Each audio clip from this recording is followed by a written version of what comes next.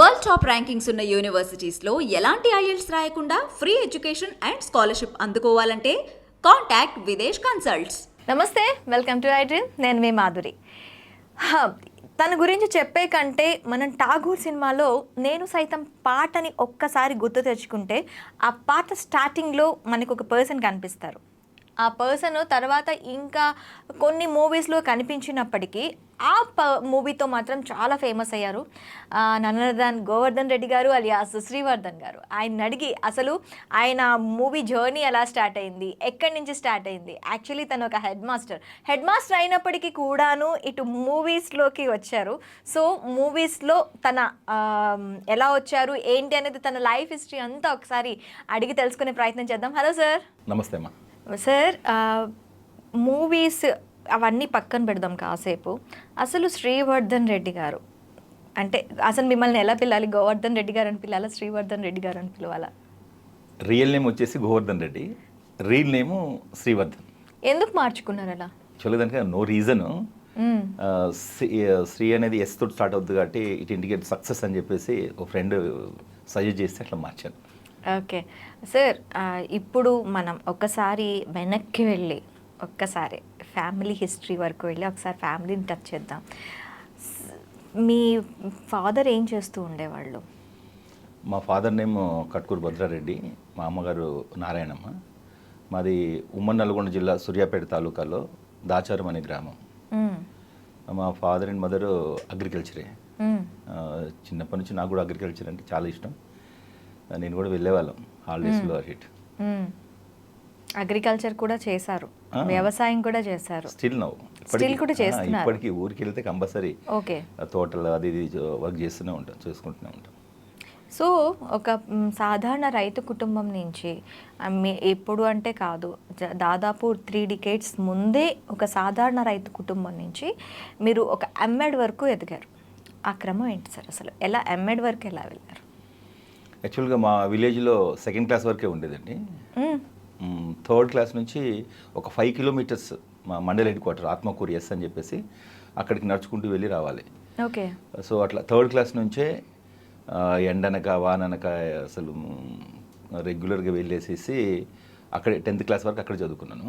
10th తర్వాత intermediate సూర్యాపేటలో government junior college. Okay. సూర్యాపేటలో ఇంటర్మీడియట్ అయిన తర్వాత ఎన్జీ కాలేజ్ నల్గొండలో బిఏ లిటరేచర్, ఇంగ్లీష్ లిటరేచర్ చదువుతున్న క్రమంలో ఫస్ట్ ఇయర్ అకాడమిక్ ఎండింగ్లోనే నాకు టీచర్ ట్రైనింగ్ డిఎడ్ అంటాం, డిప్లొమా ఇన్ ఎడ్యుకేషన్. అప్పుడు మాది ఫస్ట్ బ్యాచ్ 91లో. ఓకే. సో అప్పుడు నాకు 1,10,000 పీపుల్ రాస్తే నాది 9th ర్యాంక్ వచ్చింది స్టేట్ లెవెల్లో. సో అది యాక్చువల్ నాకు అది ఇంట్రెస్ట్ లేకుండే, గ్రూప్ 1 సివిల్స్ ప్రిపేర్ అవుదామన్న ఉద్దేశం ఉంటే మా పొలిటికల్ సైన్స్ లెక్చరర్ రాజగోపాల్చారి గారని, లేదు పిచ్చోడా నువ్వు ఇంతమంది రాస్తే రాలేదు, నీకు వచ్చింది, ఎందుకు వదులుకుంటావు, డిగ్రీ కదా మన తర్వాత చేసుకోవచ్చు కామన్గా, వీళ్ళకంటే ముందు సెటిల్ అవుతాను నువ్వు వెళ్ళు అంటే ఇక బై ఫోర్స్గా హైదరాబాద్లో నేరేడ్మెట్లో డిఎడ్ చేశాను. డిఎడ్ నేరేడ్మెట్ అంటే ఈసీఎల్కి ముందు ఉంటుంది. Yes, D Ed college. అక్కడ అది అయిన తర్వాత హైదరాబాద్ అంటే ఆల్మోస్ట్ హైదరాబాద్ని అప్పుడే టచ్ చేశారు. యాక్చువల్గా రావడానికి కూడా ప్రేరణ సినిమానే, ఇక్కడికి హైదరాబాద్ సెలెక్ట్ చేసుకోవడానికి సినిమాని. ఎందుకంటే హైదరాబాద్కి వస్తే కొంచెం సినిమా ఫీల్డ్కి దగ్గర కావచ్చు, షూటింగ్స్ చూడవచ్చు అన్న ఉద్దేశంతో స్టేట్ 9th ర్యాంక్ కాబట్టి నాకు ఎక్కడైనా వచ్చేది, నల్గొండలో కూడా వచ్చేది. కాకుండా ఏంటంటే హైదరాబాద్లో ఉండాలి, రెగ్యులర్ సినిమాకి టచ్లో ఉండొచ్చు అన్న ఉద్దేశంతో ఇక్కడ. ఓకే. అప్పుడు అంటే మాక్సిమం ఒక 19 years క్రాస్ అయ్యి ఉంటారు అప్పటికి మీరు. అంతే. సో మీరు ఎప్పుడు పడింది ఈ మూవీకి? అంటే అంతకు ముందు నుంచి మీకు ఇంట్రెస్ట్ ఉండబట్టే హైదరాబాద్కి మూవీస్కి దగ్గరగా ఉంటాను కాబట్టి హైదరాబాద్ చూస్ చేసుకున్నానని చెప్పారు. సో ఎప్పుడు పడింది బీజం అసలు మీలో, నటన అనే బీజం? బ్లడ్లోనే ఉంది, అది తెలియకుండానే. యాక్చువల్గా మా మేనమామ లేరు, ఇప్పుడు చనిపోయారు, అప్పుడు చిన్నప్పుడే. తనకి ఈ బుర్ర కథలు, హరికథలు చెప్పేటటువంటి స్కిల్ ఉండేది అన్నట్టు. ఓకే. సో నాకు తెలుసుండి మా అమ్మ ఆ బ్లడ్లో నుంచే వచ్చిందేమో అనిపిస్తుంది. ప్రత్యేకంగా ఇన్స్పిరేషన్ అంటే ఊర్లలో డ్రామాస్ వేస్తుంటారు కదా, తర్వాత రకరకాల కుల వృత్తుల వాళ్ళు కూడా కొన్ని వాళ్ళు కథలు చెప్తుంటారు అన్నట్టు. అది తెలంగాణ దీంట్లోని ఒక పార్ట్ ఆఫ్ ఇది ట్రెడిషన్.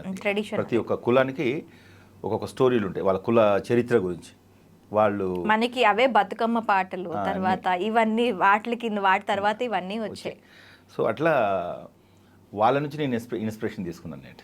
అది ఎందుకో బ్రెయిన్లో ఎప్పుడు కూడా ఏదో చేయాలి దానికి సంబంధించింది అనేది ఉండేది, అంటే క్లారిటీ లేదు.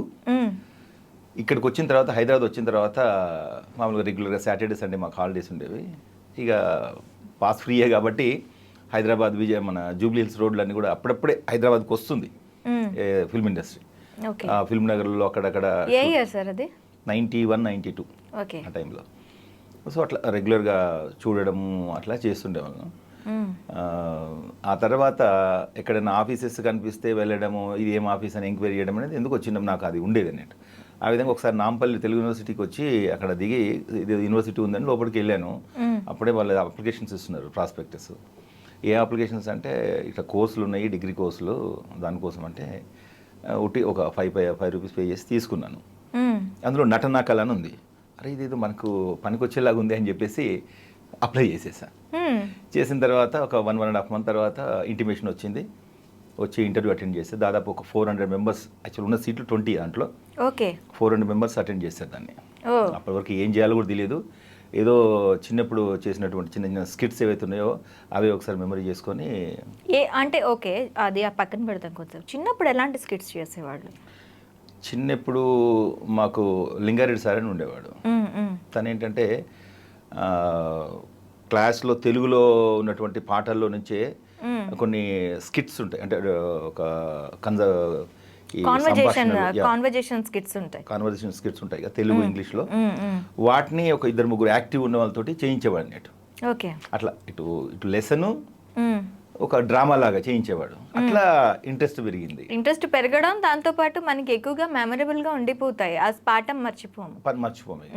నేను ఇప్పటికి కూడా యాజ్ ఏ టీచర్ కూడా నేను రెగ్యులర్ చేసే పని అది. లాస్ట్ 28 years నుంచి ప్రతి లెసన్లో పిల్లలు తీసుకొని, అంటే నేను హెడ్ మాస్టర్గా ఉన్నప్పటికీ అన్ని క్లాసెస్లో ఉన్నటువంటి లెసన్స్ చూసేసి ఒక 5-6 మెంబర్స్ తీసుకొని నేను ట్రైనింగ్ చేపిస్తుంటాను. నేను ఇంగ్లీషు తెలుగులో వాళ్ళకి అసలు నేను వస్తున్నా అంటే అదొక పెద్ద సార్ యాక్టింగ్ అంటుంటారు పిల్లలు. ఓకే, సో అక్కడి నుంచి స్టార్ట్ అయింది. అప్లికేషన్ తీసుకున్నారు, తర్వాత ఏమైంది? ఆ తర్వాత ఇంటర్వ్యూ అటెండ్ చేశాను. దాంట్లో ఫస్ట్ ర్యాంక్ వచ్చింది. సో అప్పుడు అనిపించింది అన్నట్టు, మనలో విషయం ఉంది, ఏదో ఇంట్రెస్ట్తో పాటు విషయం కూడా ఉందని అప్పుడు అర్థమైంది. ఒక 400 మెంబర్స్లో అప్పట్లో నటన అంటే దానికి చాలా ఇప్పుడు నార్మల్ ఏ స్కిల్ అయినా సార్, ఇప్పుడు పాడటం అంటే ప్రాక్టీస్తో వచ్చేస్తుంది, అండ్ ఇప్పుడు డ్యాన్స్ అంటే ప్రాక్టీస్తో వచ్చేస్తుంది. నటన ఆన్ ప్రాక్టీస్ అంటే ఒక సిచ్యువేషన్కి తగ్గట్టు నటించడం అనేది మనకి సమయస్ఫూర్తి ఉంటేనే వస్తుంది. సో ఇది అంటే ఇప్పుడు పాటనో లేకపోతే నాట్యమో కాదు, ఇది కంప్లీట్ మన మైండ్తో ఆడాల్సిన గేమ్ ఆర్ట్ అనేది. నేను మైండ్ గేమ్ అనే అంటాను ఆర్ట్ అంటే. ఒక నటన అనేది ఖచ్చితంగా ఒక మైండ్ గేమ్ అంటాను. సో ఇది రావటానికి మెయిన్గా స్ఫూర్తి ఏంటంటారు మీకు? అది అబ్జర్వేషన్ అండి. రకరకాల క్యారెక్టర్స్ అబ్జర్వ్ చేయడము. నేనైతే ఎట్లా చేస్తాను, సపోజ్ ఒక సినిమా చూసినాము, ఒక క్యారెక్టర్ అక్కడ ఒకళ్ళు పర్ఫామ్ చేస్తున్నారు, ఇదే క్యారెక్టర్ నేనైతే ఎట్లా యాక్ట్ చేస్తాను. ఒక డ్రామా చూస్తున్నాం, ఇదే క్యారెక్టర్ నేను ఎట్లా పర్ఫామ్ చేస్తాను. ఎప్పుడైనా దాన్ని ఇంటికి వెళ్ళి చూసిన తర్వాత చెప్పాను కదా, ఇప్పుడు నాకు ఊర్లో చిన్నప్పుడు ఏదో 5th 6th స్టాండర్డ్లో కూడా ఊర్లో వేసిన డ్రామాలు ఉంటాయి కదా, ఆ నైట్ మొత్తం అబ్జర్వ్ చేసేసి నెక్స్ట్ డే నేను దాన్ని మెమరీ చేసుకొని మా ఫ్రెండ్స్ అందరిని కూర్చోబెట్టేసి ఆ క్యారెక్టర్స్ అని నేనేసేవాను అన్నట్టు. ఓకే, మీకు అంటే స్టేజ్ థియేటర్ ఆర్ట్స్లోని మీరు చేసి మీకు బాగా నచ్చింది ఏంటి ప్లేలా? రీసెంట్గా ఒకటి థింక్ అని ఒక ప్లే చేసాం. ఓకే, అంటే మీకు చిన్నప్పటి చేసినప్పుడు బాగా నచ్చింది అప్పుడు అదే అల్లూరు సీతారామరాజు ఏకపాత్రాభినయం చేశాను. అది ఏకపాత్రాభినయం. ఓకే, ఇటు రూదర్ఫోర్డ్ అండ్ అల్లూరు సీతారామరాజు రెండు కాదు, ఓన్లీ అల్లూరు సీతారామరాజుదే స్క్రిప్ట్ అనుకొని అప్పుడు అల్లూరు సీతారామరాజు ఆయన డైలాగులు ఉండే అన్ని కంప్లీట్గా ఆ డైలాగ్ పవర్ అదంతా కూడాను ఆ మూవీకి, అల్లూరు సీతారామరాజు మూవీ అంతా ఒక ఎత్తు అయితే ఆ చిన్న ఆ బిట్, ఆ 5 minutes ఆఫ్ బిట్ ఉంటుంది కదా, అది ఒక ఎత్తు. ఇప్పుడు చెప్పగలరా అది ఆ డైలాగ్? అంటే లాస్ట్లో అదే సన్నివేశం ఉంటుంది. అల్లూరు సీతారామరాజుని అరెస్ట్ చేయడానికి వస్తారు, వచ్చేసి మొత్తం 100 ఆఫ్ రైఫల్స్ చుట్టుముడతాయి. చుట్టుముడితే రే రుతర్డ్ ఫోర్డ్ అక్కడ కాదురా ఇక్కడ కాల్చు. ఈ ఒక్క అల్లూరు సీతారామరాజు మరణిస్తే కోట్లాది అల్లూరు సీతారామరాజు జన్మించి నీ రవి హస్త బ్రిటిష్ సామ్రాజ్యాన్ని హస్తమయించేస్తారా, కాల్చరా కాల్చు అని చెప్పేసి పడిపోతారు అది. సో అట్లా నేను మా ఊర్లో విలేజ్లో కూడా ఏదో చిన్న ప్రోగ్రామ్ ఉంటే చేసామన్నట్టు. అప్పుడు చున్నీస్ ఉంటాయి కదా, ఆ చున్నీస్ కట్టుకొని అప్పుడు చిన్నప్పుడు సారా ప్యాకెట్లు ఉండేవి. ఆ సారా ప్యాకెట్లో ఇప్పుడు వాటర్ ప్యాకెట్స్ వస్తాయి కదా, దాంట్లో కుంకుమ పోసేసేసి దానికి ఒకటి కట్టేసేసి ఇక్కడ దాంట్లో పెట్టేసేసి ఓ ఫ్రెండ్ ఏమో బాణసంచా కొడతారని దాన్ని కొడితే శబ్దం వస్తుంది. వాడు దూరంగా ఉండి దాన్ని కొట్టగానే దాని తగ్గట్టు టైమింగ్ దీన్ని ఇట్లా వస్తే బ్లడ్ బయటకు వచ్చింది అన్నట్టు. ఓకే, అసలు మా ఊర్లందరూ అసలు నిజంగా బ్లడ్ వచ్చిందని వాళ్ళకి తెలియదు కదా, తెలియదు కదా వాళ్ళకి. ఇట్లా వచ్చేసరికి బ్లడ్ వచ్చి మీద పడింది. ఏం జరిగింది అని ఆఫీస్ స్టేజ్ మీదకి వచ్చారు అందరు. ఏం కాలేదు, ఇది ఒక యాక్టింగ్ ఇది. సో ఇలాంటి ఎక్స్పీరియన్సెస్ ఎన్నిసార్లు జరిగాయి అంటే వాళ్ళకి తెలియకుండా మైమర్చిపోయి మీ నటనలో నిజంగా జరిగిందనే ఇది ఎన్నిసార్లు జరిగింది ఇది? అంటే యాక్చువల్లీ ఏంటంటే రెగ్యులర్గా నేను చిన్నప్పటి నుంచి అది ఎందుకో తెలియదు కానీ ఒక 2-3 ఇన్సిడెంట్స్ అసలు న్యాచురల్గానే అవి. ఒకసారి మేము చెట్టు ఎక్కాను, తునికిపళ్ళని చెట్టు ఎక్కాను. అంటే ఒక కొమ్ము ఉంటుంది, ఆ కొమ్ము మీదకి వెళ్ళేసి అక్కడ ఎక్కువ ఉన్నాయి అన్నట్టు. ఒక ఫ్రెండ్ ఆల్రెడీ వెళ్ళాడు, రావద్దు అనుకుంటే నేను వెళ్ళాను. అది ఇరిగింది, అది కింద పడింది. కింద పడితే వాడి కాలు ఇరిగింది. ఓకే, వాడికంటే ఎక్కువ నాకేం కాలే యాక్చువల్గా. అసలు నేనే ఇక ఓవర్ యాక్టింగ్ చేసేసి నా కాలు ఇరిగిపోయిందని లేవకుండా ఉండి వాడేమో కుంటుకుని నడిచాడు, నన్ను ఎత్తుకుని పోయారు ఊర్లోకి. ఎందుకంటే నా వల్లనే ఇరిగింది కదా, ఏదన్నా నాకే వస్తుందని చెప్పేసి ముందే నేనే యాక్టింగ్ స్టార్ట్ చేసి ఒక వారం రోజులు కుంటుకుంటూ నడిచా మొత్తం అట్లా.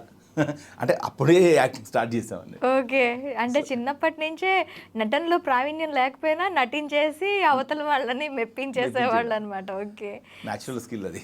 ఓకే, మీకు ఠాగూర్లో ఎలా వచ్చింది సార్? యాక్చువల్గా నేను 98లో ఇక్కడ మధురనగర్లో ఫ్రెండ్స్ తోటి ఉండేవాళ్ళండి. ఇప్పుడు ట్రయల్స్ చేస్తున్నాము. గోపాల్ రెడ్డి అని కో డైరెక్టర్ ఉండేవాడు, తను ఠాగూర్కు కో డైరెక్టర్ అసోసియేట్ డైరెక్టర్ చేస్తున్నాడు అప్పుడు. ఓకే, సో అట్లా ఆ రూమ్మేట్ కావడం వల్ల నాకు ఛాన్స్ వచ్చింది. అది ఇప్పుడు ఆర్ట్స్ అండ్ దీంట్లో వచ్చిన తర్వాత కంప్లీట్ చేశారా మీరు? థియేటర్స్ కంప్లీట్ చేశాను, థియేటర్ ఆర్ట్స్ 3 years కంప్లీట్ చేశాను. సైమల్టేనియస్గా యాక్చువల్లీ డిఎడ్ చేద్దాం అనుకుని వచ్చి ఇక్కడికి థియేటర్ ఆర్ట్స్ చేశారు. డిఎడ్ కంప్లీట్ అయిన తర్వాత నేను థియేటర్ ఆర్ట్స్ చేశాను. ఓకే, థియేటర్ ఆర్ట్స్ చేసుకుంటూనే డిగ్రీ ఎక్స్టర్నల్ రాశాను, తర్వాత ఎంఏ సోషియాలజీ చేశాను, తర్వాత బిఎడ్ జాబ్ వచ్చిన తర్వాతనే ఇట్లా ఎంఎడ్ కంప్లీట్ చేశారు. సో ఈ జర్నీలోనే మీకు బాగా గుర్తుండిపోయి అంటే ఒక చదువుకుంటూ ఒక పక్క నటన వైపు ఇది చేసుకుంటూ 2 సపరేట్ ట్రాక్స్, ఇందులో వెళ్ళేవాళ్ళు ఇందులో రాణించలేరు, ఇందులో వెళ్ళేవాళ్ళు ఇందులో రాణించలేరు, కానీ రెండింటిని సైమల్టేనియస్గా నడిపించుకుంటూ వెళ్తున్నప్పుడు మీకు బాగా ఇన్స్పిరేషన్ మీ లైఫ్లో మీకు బాగా ఇన్స్పిరేషన్ ఇచ్చిన ఘట్టాలు ఏమైనా ఉన్నాయా? నాకు జనరల్ ఘట్టం అంటే మనం యాక్చువల్ ఠాగూరే ఎక్కువ చెప్పుకోవచ్చు. అది అప్పుడు మీరు ఈ చదువుకున్న క్రమంలోనే అయింది అది? అది అంటే జాబ్ చేస్తున్నా అప్పటికి నేను 2003 జాబ్ చేస్తున్నాను. ఓకే, అంటే చదువుకునే క్రమంలో అంటే నేను ఒకసారి అప్పటికి 95లో నేను సబ్ ఇన్స్పెక్టర్ సెలెక్ట్ అయ్యా. యాక్చువల్గా సబ్ ఇన్స్పెక్టర్ సెలెక్ట్ అయ్యాను. ఏంటి సార్ అన్నింటినీ? నేను నేషనల్ కబడ్డీ ప్లేయర్, నేను స్పోర్ట్స్, ఇటు ఎడ్యుకేషన్, ఇటు థియేటర్. కాకపోతే ఏంటంటే అప్పుడు 95లో వైజాగ్లో పోస్ట్ మార్టం అని ఒక ప్లే చేస్తున్నాం, సౌత్ జోన్ కాంపిటీషన్స్ వేస్తుంటే అప్పటికే నాకు సబ్ ఇన్స్పెక్టర్ ఇంటర్వ్యూ అయిపోయింది. జనవరి 95 జనవరి 5th నాకు ఇంటర్వ్యూ అయిపోయింది. ఇక్కడ జనవరి 9th అక్కడ ప్లే ఉండే. అప్పటికే డ్రెస్ కుట్టించుకున్నాను నేను, సబ్ ఇన్స్పెక్టర్ డ్రెస్ కుట్టించుకొని కటింగ్ చిన్నగా చేయించేసి ఇక బిఫోర్ ఒక నాటిక స్టార్ట్ కాకుండా ముందే ఒక ½ an hour ముందే అందరిని కంట్రోల్ అయ్యి లోపల చూడండి అది అని చెప్పేసి చేశాను. కంట్రోల్ అయినారు, మధ్యలో కూర్చున్నాను. ఆ ప్లేలో ఏంటంటే ఈ సబ్ ఇన్స్పెక్టర్ క్యారెక్టరు మధ్యలో ప్లే జరుగుతుంటే దాంట్లో ఒక రైటర్ ఉంటాడు. ఆ రైటర్ ఏంటంటే ఒక్కొక్క డిపార్ట్మెంట్ని, అంటే ఫస్ట్ ఒక డాక్టర్స్ వీళ్ళు కిడ్నీలు అమ్ముకుంటారు, అది చేస్తారు ఇది చేస్తారు అని చేస్తారు. నెక్స్ట్ పోలీస్ డిపార్ట్మెంటు, అసలు ఇక పోలీస్ డిపార్ట్మెంట్ అని స్టార్ట్ చేయగానే నాకు పౌరుషం స్టాప్ ఇట్ అని చెప్పేసి అంటారు. అన్ని స్టేజ్ మీద కురుకుతాను అన్నట్టు. వీళ్ళందరూ సార్ అది డ్రామా సార్, అది వీళ్ళందరూ నిజంగా సబ్ ఇన్స్పెక్టర్ అనుకుంటున్నారు వీళ్ళందరూ. ఓకే.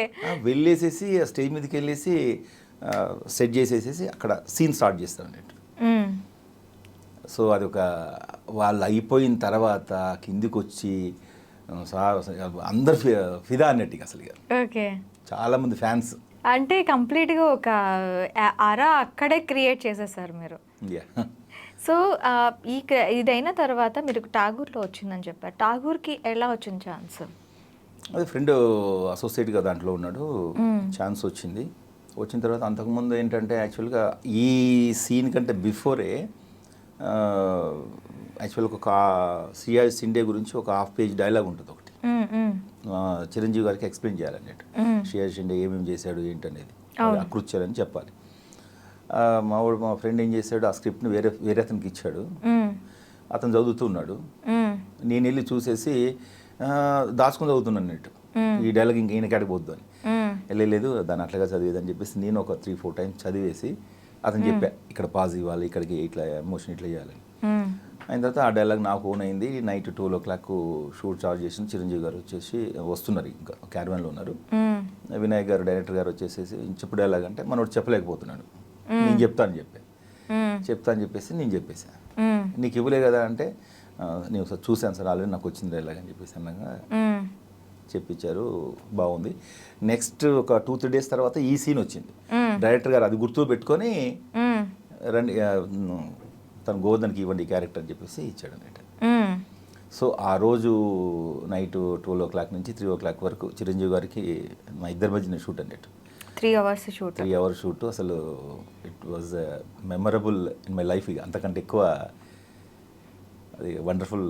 నిద్ర కూడా పట్టలేదు ఇక చిరంజీవి గారు నేను సైతం అది నేను అప్పుడు రాసిన దీనికి కరెక్ట్గా ఆ యాప్ట్ అనేది నిజంగా కరెక్ట్గా ఆ పాటకి కరెక్ట్గా ఆ మూవీ సరిపోయింది. నా డైలాగ్ కూడా ఉంటుంది కదా, వచ్చేసి చిరంజీవి గారు వస్తారు. అప్పటికి నాతో ఫోన్లో మాట్లాడుతుంటారు, మాస్టర్ మీరు దొరకంది మన ఉద్యమాన్ని మన నాయకులను ఎవరిని వదిలిపెట్టారట అంటే ఈలోగా షియా షిండే వాయు దిగ్బంధం అనే ఒక కళతో కింద పడిపోతాడు. నేను లేపుకున్నాను, చేతులు కొడతాడు, నేను కింద పడతాను. ఇదంతా చిరంజీవి గారు వింటుంటారు.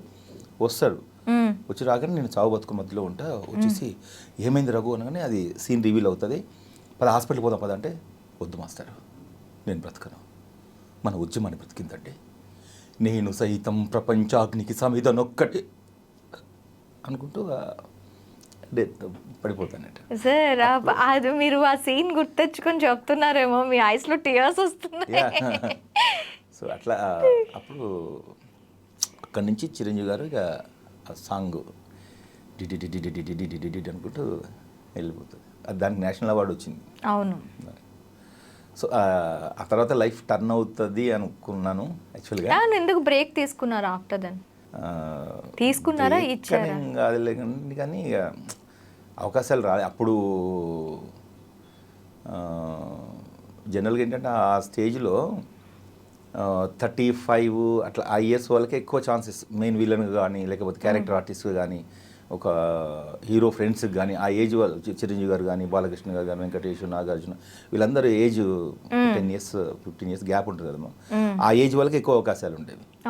సో అట్లా ఇక అప్పటికి ట్రై చేశాను. కానీ ఏంటంటే గ్రూపులలో ఆ క్యారెక్టర్స్ అవి ఉంటే నాకు ఇష్టం లేదు అన్నట్టు.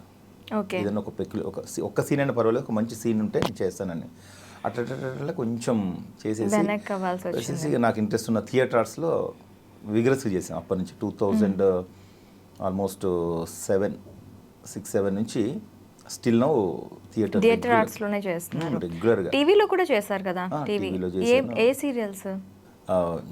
భాగవతం అని, సృష్టి అని. మన బాపు గారి భాగవతంలో దేవేంద్రుడు క్యారెక్ట్ చేశాను 25 days.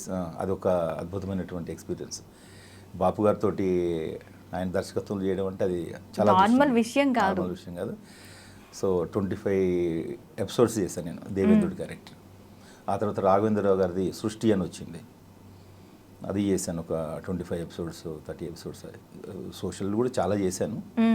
కాకుండా ఏంటంటే నాకు టీవీ సీరియల్స్ అంత పెద్దగా ఇష్టం ఉండదు. ఏదన్నా ఒక 1-2 episodes కొంచెం మంచి రోల్ అనుకుంటే చేస్తాను. రెగ్యులర్ అంటే నాకు జాబ్ కూడా కష్టం అవుతుంది. ప్లస్ ఎందుకో టీవీ నుంచి సినిమాకి పోవడం అనేది ఒక హడిల్. అది టీవీ ఆర్టిస్ట్ అని చెప్పి చూస్తారు. అదే మనం థియేటర్ నుంచి డైరెక్ట్ సినిమాకి వెళ్ళాం అనుకోండి, ఒక కొత్త ఫేస్ అట్లా కొంచెం ఆ ఫ్రెష్నెస్ తోటి ఇంపార్టెన్స్ ఎక్కువ ఉంటుంది. ఓకే, అందుకనే టీవీ సీరియల్స్ కొంచెం పక్కన పెట్టారు. కొంచెం పక్కన పెట్టాను.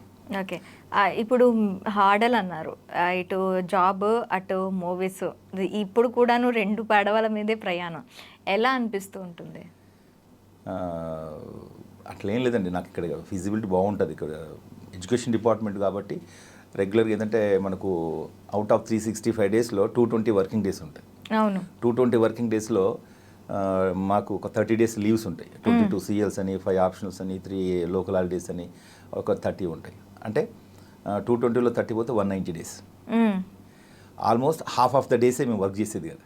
అవును. సో దాంట్లో కూడా మనం ఇంకా స్పెషల్ ఈ లీవ్స్, ఇంకా వేరే మెడికల్ లీవ్స్ అవి ఉంటాయి. ఎమర్జెన్సీ కూడా లీవ్ పెట్టుకుని వెళ్ళిపోవచ్చు, అట్లా లేదు. అంటే మాక్సిమం టీచర్స్ 150 డేస్ వర్క్ చేస్తారా ఇయర్లో? 180 డేస్ చేస్తారు, 190 డేస్ చేస్తారు. And kidding. అంటే వాస్తవం, ఎందుకంటే అది కరికులమే అట్లా ఉంటుంది. అది సమ్మర్ హాలిడేస్ ఉంటూనే ఉంటాయి, వింటర్ హాలిడేస్ ఉంటూనే ఉంటాయి, మధ్యలో దసరా హాలిడేస్ ఉంటాయి, హాలిడేస్ ఉంటూనే ఉంటాయి. సో మీకు ఈ జర్నీలోని కంప్లీట్గా మీరు కంప్రెస్ అయినట్టు, అబ్బా ఇంకా ఏదో ఒకటి వదిలేసుకోవాలి అన్న దీంట్లోకి ఎప్పుడైనా వచ్చారా? ఆ ఫీల్ అయితే నాకు లేదు, ఎందుకంటే ఆ జాబ్లో కొంచెం ఫ్లెక్సిబిలిటీ ఉంది కాబట్టి. ఇక్కడ బిజీ అయ్యి ఇక మనం ఇక రెండింటి మేనేజ్ చేయలేము అన్నటువంటి పరిస్థితి వచ్చినప్పుడు డెఫినెట్గా నేను. కమింగ్ టు ద ఫ్యామిలీ ఎలా తీసుకున్నారు? అంటే పేరెంట్స్ అంటే ఓకే, మనకి కొంతమంది పేరెంట్స్ ఉంటారు, ఓకే నువ్వు ఎలా ఉన్నా నువ్వు బాగుండాలి అనుకునే ఒక పేరెంట్స్ ఉంటారు. ఆ పేరెంట్స్ నుంచి ఓకే మనకి ఒక సపోర్ట్ అంటూ ఉంటుంది. ఎలాగో మీ మేనమామ బుర్రకథలు అండ్ స్టేజ్ థియేటర్ ఆర్ట్స్లో ఉన్నారు కాబట్టి మీకు ఆ ప్రెజర్, నాటకాలు వేస్తున్నారు అన్నా కూడాను పెద్దగా ఏమీ అనిపించదు family background. After then marriage అయిన తర్వాత మీకు ఆ కాన్సిక్వెన్సెస్ అవన్నీ ఫేస్ చేయడానికి ఈజీ అయ్యిందా? కొంత ఇబ్బందికరంగానే ఉండేది. స్టార్టింగ్లో వాళ్ళకి సినిమాలు, థియేటరు ఇదంటే ఇంట్రెస్ట్ ఉండేది కాదు. కాకపోతే ఏంటంటే మనకున్న ఇంట్రెస్ట్ని బట్టి ఇక వాళ్ళకు కూడా ఏం చేస్తాం, మనం అంతకంటే ఎక్కువ ఏం చేయలేం కదా. సరే ఉద్యోగం చేస్తున్నాం, మనం ఉద్యోగం వదిలిపెట్టయితే మనం తిరగట్లేదు, ఫ్యామిలీని చూసుకుంటున్నాము, ప్లస్ ఖాళీ టైంలో దానికి స్పెండ్ చేస్తున్నాం. వేరే రకం కాకుండా ఉన్న టైంలో ఆ టైం మేనేజ్మెంట్ చేసుకొని జాబ్ కాకుండా మిగతా ఈవినింగ్ అవర్స్ ఉంటాయి అనుకోండి, అప్పుడు రిహార్సల్స్కి వెళ్ళటము, అట్లా రెండింటిని మేనేజ్ చేస్తున్నాను. రెండింటిని కాదు, మూడింటిని, ఫ్యామిలీని, అటు జాబ్ని, ఇటు మూవీస్ని, రెండింటిని. జాబ్ అసలు ఎందుకు ఎస్ఏ జాబ్ని ఎందుకు వదిలేసారు సడన్గా? అంటే అప్పుడు యాక్చువల్గా సబ్ ఇన్స్పెక్టర్ అండ్ పోలీస్ డిపార్ట్మెంట్కి వెళ్ళిన తర్వాత మనము ఈ యాక్టింగ్ అవి పని చేయలేము, అవి ఫుల్ ప్రెజర్ జాబ్ చేయాల్సి వస్తుంది, లీవ్లు దొరకదు, ప్రెజర్ ఉంటుంది. సో ఇదైందనుకోండి ఒక ఇండివిజువాలిటీ ఉంటుంది ఇక్కడ. సో మనం ఏమైనా అవసరం ఉన్నప్పుడు లీవ్ పెట్టుకోవచ్చు. సో దానివల్ల ఈ జాబ్ చూస్ చేసుకోవడం జరిగింది అన్నట్టు. ఓకే, ఇప్పుడు అంటే నెక్స్ట్ ఏ ప్రాజెక్ట్స్ చేస్తున్నారు ఇప్పుడు? ఇప్పుడు రాజుగాడు రాజయ్యాడు అని చెప్పేసి ఒక మూవీ ఫుల్ ప్లెడ్జ్డ్ నేనే మెయిన్ విలన్ చేస్తున్నాను. తర్వాత ఇప్పుడు రీసెంట్గా రిలీజ్ కావడానికి జితేందర్ రెడ్డి అని ఒకటి మూవీ రిలీజ్ ఉంది, May 10th. అది ఇంకొక విలన్ క్యారెక్టర్స్ చేస్తున్నారు. అట్లేం లేదు, ఇప్పుడు దీంట్లో జితేందర్ రెడ్డిలో ఒక powerful superintendent of police. Okay, మళ్ళీ ఇక్కడ ఎస్ఐగా కనిపిస్తున్నారు. ఎస్పీ ప్రమోషన్ వచ్చింది. ఓకే, ప్రమోషన్ వచ్చింది. Okay, so next Janata bar అని అది కూడా మెయిన్ విలన్ చేశాను. అది కూడా రిలీజ్ దగ్గర ఉంది. అది 2-3 మూవీస్ చేశాను. ఇదైతే మాత్రం మేలో ఆల్మోస్ట్ మెయిన్ లీడ్. ఇది 22 సీన్స్ ఉంటాయి. లాస్ట్ ఒక 20-25 డేస్ చేశాను మూవీ. మేము ఫేమస్లో బాగా ఫేమస్ అయ్యారు, మరి అది ఎలా ఛాన్స్ వచ్చింది? యాక్చువల్గా ఫ్రెండ్ రవి అని ఆడిషన్కి వెళ్ళాడు. మీ ఫ్రెండ్స్ ఎవరైనా థియేటర్ ఆర్ట్స్ ఫ్రెండ్స్ ఉన్నట్టే నన్ను రిఫర్ చేశాడు అన్నట్టు. ఓకే, నేను వెళ్ళాను. వెళ్ళిన తర్వాత చూడగానే ఆ స్క్రిప్ట్ ఇచ్చారు, చెప్పేశాను, డన్ అని చెప్పేశారు. కొంచెం ఆ స్లాంగ్ ఒకటి కరీంనగర్ స్లాంగ్ ఉంటుందని, ఇట్లా తెలంగాణ కాబట్టి కొంచెం ఆ స్లాంగ్ని పట్టుకొని, యాక్చువల్గా అది మనకు స్క్రిప్ట్ లాగా ఉండదు, అది సీన్. సుమన్ ప్రభాస్ డైరెక్టర్ కదా, తను సీన్ ఎక్స్ప్లెయిన్ చేస్తాడు, అన్న ఇట్లుంటుంది ఇట్లా ఈ ఎమోషన్ ఇట్లా క్యారీ చేయాలి అని అనగానే అప్పటికప్పుడు మన డైలాగులు అనుకొని చెప్పేసుకోవడం అనేది ఇంప్రొవైజేషన్ లాగా ఉంటుంది అది. ఓకే, సో అట్లా వెరీ ఇంప్రెస్డ్ అనేది. వాళ్ళు కూడా చాలా బాగా చేశారని అసలు ఎక్స్పెక్ట్ చేయలేదు. అట్లా coming to the politics, Rajasekhar Reddy గారితో ర్యాపో ఆ ర్యాప్ ఎలా వచ్చింది? రాజశేఖర్ రెడ్డి గారితో, అంటే రాజశేఖర్ రెడ్డి గారికి నేను వీరాభిమానిని పర్సనల్గా. ఎట్లా అంటే 2003 ఈ యాత్ర అయిన తర్వాత ఇంకా ఎలక్షన్స్కి దగ్గర వస్తుంది. ఒక ఫ్రెండ్ ఒక గెస్ట్ హౌస్లో వాయిలా రవిని కలుద్దాం అంటే సరే వాళ్ళతో పాటు నేను వెళ్ళాను. వాళ్ళు పాలిటిక్స్ ఇంట్రెస్ట్ కాబట్టి లోపల ఏదో డిస్కస్ చేస్తున్నారు, నేను బయట వెయిట్ చేస్తున్నాను. రాజశేఖర్ రెడ్డి గారు వాయిలా రవి గారిని లంచ్కు డిన్నర్కి పిలవడానికి వచ్చారు అన్నట్టు. డిస్కషన్ బయట కూర్చున్నారు.